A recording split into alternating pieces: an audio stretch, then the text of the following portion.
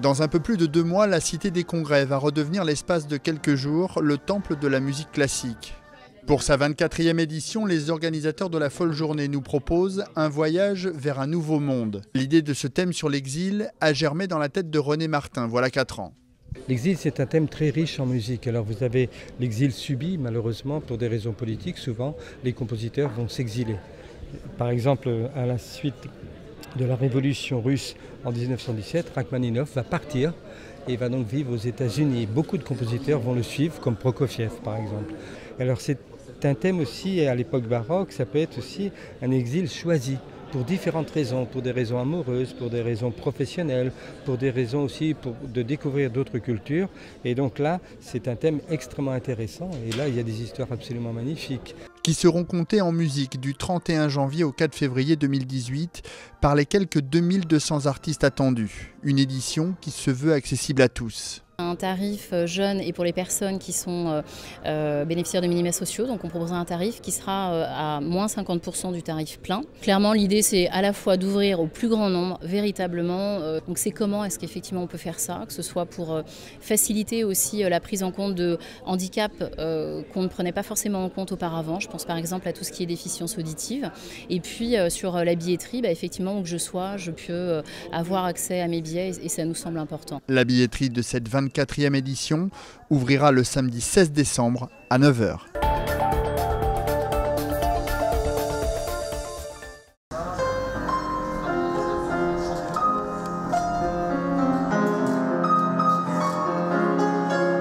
Moi, j'ai toujours pensé qu'une bonne musique de film, c'est une musique qui d'abord sert le film pour laquelle elle est faite, elle est commandée, donc elle est au service de l'histoire et du film qu'on voit, mais en même temps, c'est pas une musique trop descriptive qui s'efface derrière l'image, mais c'est une musique qui, en dehors du film, peut exister et peut avoir sa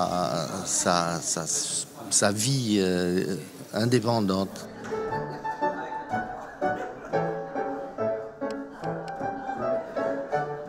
Dans les films de Hitchcock, c'est comme un autre personnage, la musique. Elle a une importance monstrueuse. Dans les films moyens, elle accompagne juste les acteurs qui montent des escaliers ou qui ouvrent des portes. Là, il faut qu'elle prenne tout, quoi. La musique est un vecteur émotionnel extrêmement important dans tous les films. C'est très très important. Il y a des films dont, si je te dis Bagdad Café, les gens se rappellent d'abord de la chanson. La musique donne la couleur émotionnelle de la scène. T'as ça dans Le Grand Bleu un petit peu, où la musique te donne la clé du voyage, même si tu sais ce que c'est que de te mettre la tête sous l'eau dans ton bain, tu vois ce que je veux dire, et d'aller au bout du truc. Mais il y a un moment où la musique te donne la clé du voyage et la clé de l'émotion que ressent le personnage à ce moment-là.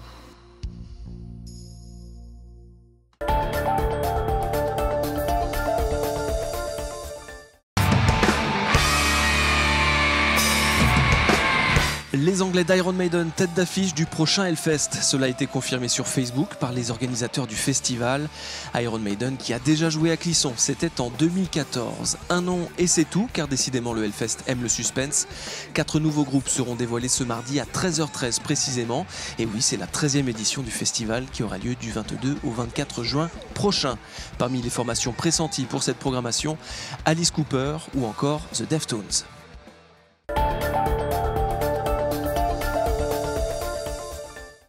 Paris est la finale de la Coupe de France. La CC Foot n'y pense même pas.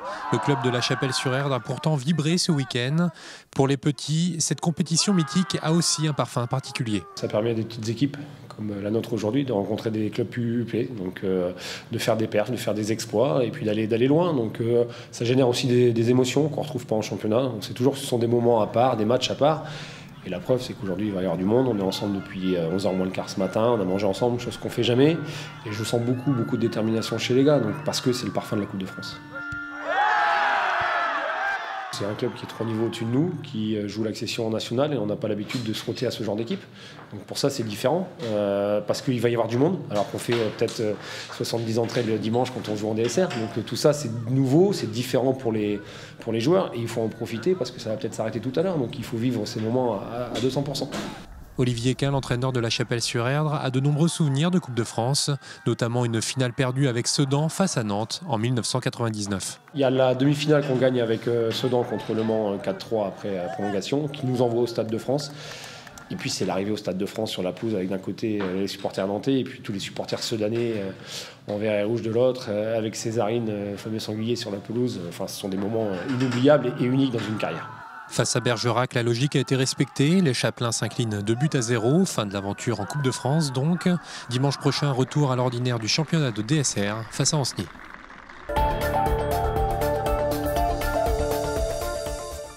Les appareils photo sont toujours de sortie sous les nefs. À partir de ce mardi, c'est Longma la vedette. Même endormie, elle attire les curieux. L'idée, c'était de changer, de voir Longma qui est arrivé à Nantes. Et en plus, il a craché de la fumée, c'est génial. Et voilà, d'être émerveillé par les belles machines de Nantes. Et c'est intéressant de le voir. Bon, j'aimerais le voir en fonctionnement, mais aujourd'hui, il est au repos. Aujourd'hui et tous les autres jours jusqu'au 10 février, repos forcé pour le cheval dragon. Le public, habitué aux surprises, attend pourtant un réveil. Je sais pas, après du coup il sera actif un jour, non, il sera juste endormi. Bon, bah c'est pas grave, on va essayer de le réveiller peut-être, je sais pas. Mais Longma, ce n'est pas l'éléphant. La bête nécessite la présence de 17 personnes pour l'actionner. Trop cher donc pour voir la dragonne évoluer comme ce fut le cas en août 2015. Mathéo s'en rappelle encore. Je l'ai vu bouger, sa tête très haute, il crachait du feu, il crachait de la vapeur d'eau, c'était joli. Des ronflements et de la fumée qui sort des naseaux, c'est tout ce que pourront voir les visiteurs. Longma appartient désormais à des Chinois. Elle doit quitter la France dès que ses propriétaires auront un lieu pour l'accueillir. La Chine s'y emploie en partenariat avec la compagnie La Machine.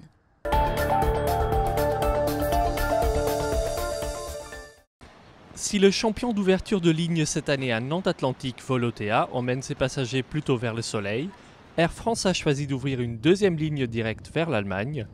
Après Düsseldorf-Hambourg, une liaison avant tout orientée business. C'est une ligne qui répond à une demande forte de nos clients nantais. Il y a beaucoup de similitudes entre les deux villes, deux secteurs d'activité très importants. C'est la construction aéronautique et la construction navale.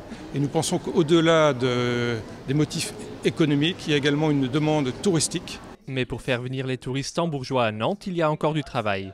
À Nantes, les Allemands occupent la 3e place des visiteurs étrangers. Mais pour les Hambourgeois, difficile de placer la cité des Ducs sur une carte. Nantes. Nantes. Das ist eine Stadt. Das kenne ich nicht. Nein. Nantes? Ja. Ja, war ich in der Bretagne, liegt das, ja? Da war ich als Kind. Sehr schöne Gegend. Wusste ich nicht. Tut mir leid, kenne ich nicht. Peu importe, la ligne sera surtout utilisée par les dirigeants et salariés d'entreprises. Nantes-Saint-Nazaire Développement souhaite renforcer les liens avec Hambourg. Côté entrepreneurs, 2 entreprises hambourgeoises ont déjà fait le choix de s'installer à Nantes et Saint-Nazaire. It was necessary to set up another basis, really physical basis, as we're expanding internationally. Small and medium-sized businesses are very strong in Nantes, and therefore Nantes was the match. 1300 km séparent Nantes de Hambourg, 2 grandes villes portuaires où l'eau prédomine. La ville allemande compte, elle, 3 fois plus d'habitants.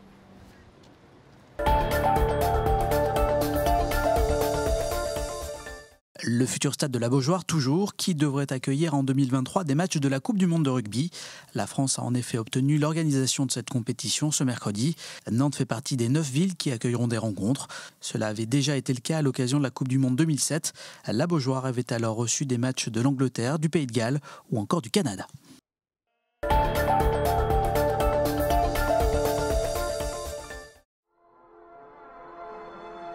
Vous souhaitez assister au festival La Nuit de l'Erdre? Ne ratez pas la mise en vente des premiers billets. Ce sera ce samedi dès 7h30 à la Maison de la Presse et 8h sur le site web du festival. Il s'agira uniquement des passes 3 jours. L'événement musical organisé à Nort-sur-Erdre s'est rallongé pour cette 20e édition. Il aura lieu du 29 juin au 1er juillet. La programmation n'est pas encore connue. Les passes se vendront à 80 €. Control what you are. If only that could be a change for the last day. I remember who you are. If only there could be a change. Become a king, become yourself, become the one, face your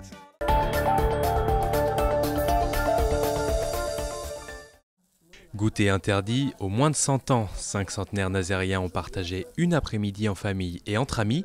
Depuis 2007, la commune fête ses très grands aînés. Une initiative gourmande et bienvenue pour les convives. Ça me permet de passer une après-midi au lieu d'être seul chez moi. Cette célébration des centenaires était organisée dans le cadre de la Semaine Bleue. Chaque octobre en France est marqué par des rendez-vous intergénérationnels pour démystifier la vieillesse.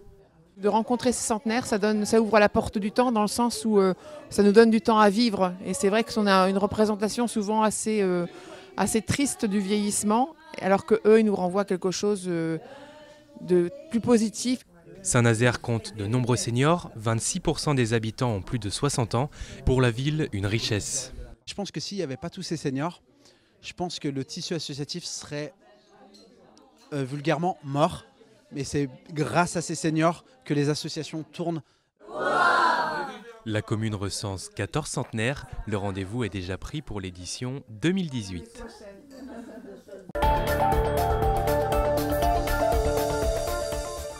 Depuis de nombreuses années, on a fait le choix de faire du conte chez l'habitant. On trouve que c'est plus convivial. Chacun apporte un petit quelque chose à grignoter ou à boire. Et après le conte, eh bien, il y a un partage qui est très très intéressant et qui pour nous fait partie du conte. Parce qu'on a d'autres idées, des échanges, enfin c'est très intéressant. Donc cette année, il y a des conteurs qui sont d'assez proches, comme par exemple Caroline Avenel, qui est d'Avessac, mais il y aura aussi un conteur africain et puis d'autres personnes encore. Chaque année, on essaye d'avoir d'autres gens.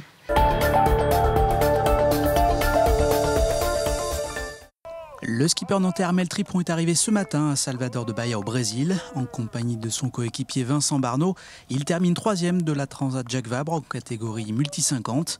Les deux hommes auront mis 11 jours et un peu moins de 20 heures à parcourir les 4700 milles entre Le Havre et le Brésil. On s'est tenu à notre stratégie et puis voilà, après on a navigué plutôt proprement.